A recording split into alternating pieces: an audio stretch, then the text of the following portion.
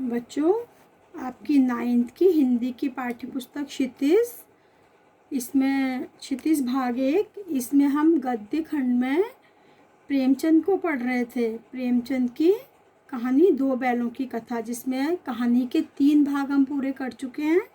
अब चौथा भाग आज हम पढ़ेंगे। तो पेज नंबर 14 आप ओपन करिए। 3rd भाग तक हमने पढ़ा था कि दोनों मित्र जो थे, हीरा और मोती, उनको कांजी हौज में बंद कर दिया गया।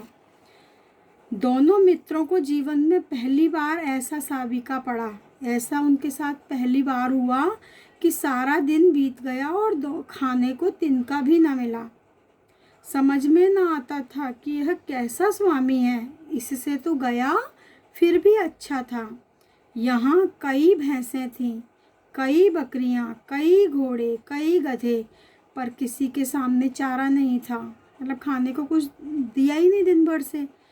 सब के सब मुर्दों की तरह पड़े थे, मतलब बेजान होकर पड़े थे, सब कमज़ोर होकर। कई तो इतने कमज़ोर हो गए थे कि खड़े भी नहीं हो सकते थे। सारा दिन दोनों मित्र फाटक की ओर टकटकी लगाए ताकते रहे। फाटक मतलब जो मेन गेट था कांजी हौज का, वहाँ देखते रहे, पर क्या देखा उन्होंने? कोई चारा लेकर आता न दिखाई दिया। तब दोनों ने दीवार की नमकीन मिट्टी चाटनी शुरू की, पर इससे क्या तृप्ति होती। रात को भी जब कुछ भोजन न मिला तो हीरा के दिल में विद्रोह की ज्वाला दहक उठी। मोती से बोला, अब तो नहीं रहा जाता मोती। मोती ने सिर लटकाए हुए जवाब दिया, मुझे तो मालूम होता है प्राण निकल रहे हैं। इतनी जल्दी हिम्मत न हारो भाई, यहाँ से भागने का कोई उपाय निकालना चाहिए।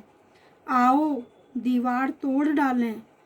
मुझसे तो अब कुछ भी नहीं हुआ, क्योंकि उनको कमजोरी महसूस होने लग गई। भूखे थे दिन भर के, बस इसी बूते पर अकड़ते थे। सारी अकड़ निकल गई। दोनों आपस में बातें कर रहे हैं, दोनों बैल। बाड़े की दीवार कच्ची थी। हीरा मजबूत तो था ही। उसने अपने नुकीले सींग दीवार में गड़ा दिए और जोर से मारा तो मिट्टी का एक चिप्पड़ निकल आया। एक वहाँ से थोड़ी मिट्टी खुद गई और एक भाग निकल गया। फिर तो उसका साहस बढ़ा। अगले पेज पर आ जाइए। अगला साहस बढ़ा और इसने दौड़ दौड़ कर दीवार पर चोटें की और हर चोट में थोड़ी थोड़ी मिट्टी गिराने लगा। उस समय कांजी हौज का चौकीदार लालटेन लेकर जानवरों की हाजिरी लेने निकला। जो कांजी हौज का चौकीदार था, वो देखता था कि कोई जानवर तो यहाँ से निकल नहीं गया, तो उनकी हाजिरी, अटेंडेंस जैसे आपकी होती है ना क्लास में, उनकी ऐसे अटेंडेंस लेने के लिए निकला। हीरा का उजड्डपन देखकर उसने उसे कई डंडे रसीद किए, मतलब उसको मारा। मोटी सी रस्सी से बांध दिया। मोती ने पड़े पड़े कहा, आखिर मार खाई, क्या मिला? अपने बूते पर जोर तो मार दिया। ऐसा जोर मारना किस काम का कि और बंधन में पड़ गए और मोटी रस्सी से बंध गए। जोर तो मारता ही जाऊंगा, चाहे कितने ही बंधन पड़ते जाएं। हाथ से हाथ धोना पड़े, जान से हाथ धोना पड़ेगा। मतलब अब देखो, इन लाइनों से क्या पता चलता है कि आदमी को स्वतंत्र रहने के लिए जानवर को ही प्रयास करने पड़ते हैं, तो मनुष्य क्या चीज़ है। इसलिए अपनी स्वतंत्रता के लिए हमेशा प्रयास करते रहने चाहिए। क्या बोला फिर हीरा? कुछ परवाह नहीं, यूँ भी तो मरना ही है। सोचो, दीवार खुद जाती तो कितनी जानें बच जाती। अगर दीवार खुद जाती तो ये सब भाग जाते। इतने भाई यहाँ बंद हैं, किसी की देह में जान नहीं है। देह मतलब शरीर। 2-4 दिन और यही हाल रहा तो सब मर जाएंगे। हाँ, यह बात तो है। अच्छा तो ला, फिर मैं भी जोर लगाता हूँ। मोती ने भी दीवार में उसी जगह सींग मारा जहाँ से थोड़ी सी मिट्टी गिरी, और फिर हिम्मत बढ़ी। फिर तो वह दीवार में सींग लगाकर इस तरह जोर करने लगा मानो किसी प्रतिद्वंदी से लड़ रहा है। आखिर कोई 2 घंटे की जोर आजमाई के बाद दीवार ऊपर से लगभग 1 हाथ गिर गई। उसने दूनी शक्ति से दूसरा धक्का मारा तो आधी दीवार गिर पड़ी। दीवार का गिरना था कि अधमरे से पड़े हुए सभी जानवर चेत हो उठे। जैसे ही दीवार गिरी, सारे जानवर को चेतना आ गई। तीनों घोड़ियां सरपट भाग निकली। जो उसमें 3 घोड़ियां थी तो सबसे पहले कौन भागा? घोड़ियां। फिर बकरियां निकली, उसके बाद भैंसें भी खिसक गईं, पर गधे अभी तक ज्यों के त्यों पड़े थे। हमने पाठ के स्टार्टिंग में भी पढ़ा था ना, गधा बड़ा सीधा जानवर है। हीरा ने पूछा, तुम दोनों क्यों नहीं भाग जाते? तो एक गधे ने कहा, जो कहीं फिर पकड़ लिए जाएं तो क्या हर्ज है, अभी तो भागने का अवसर है। बोला, हमें तो डर लगता है, हम तो यहीं पड़े रहेंगे। दोनों गधे वहीं पड़े रहे, उन्होंने कोशिश ही नहीं की। देखो दीवार गिर गई फिर भी भागने का प्रयास नहीं किया।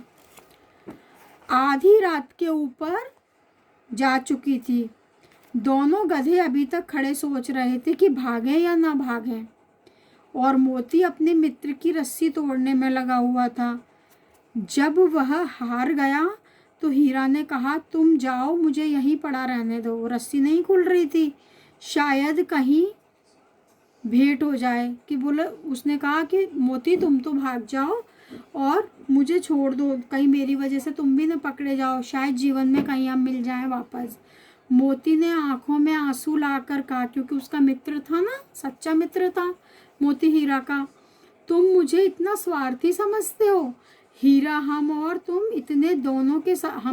दोनों इतने दिनों साथ रहे, आज तुम विपत्ति में पड़ गए तो तुम्हें छोड़कर अलग हो जाऊं? अब देखो ये पंक्तियां हमें क्या बताती हैं कि मित्र को कभी भी मुसीबत में अकेला नहीं छोड़ना चाहिए, उसकी मदद करनी चाहिए।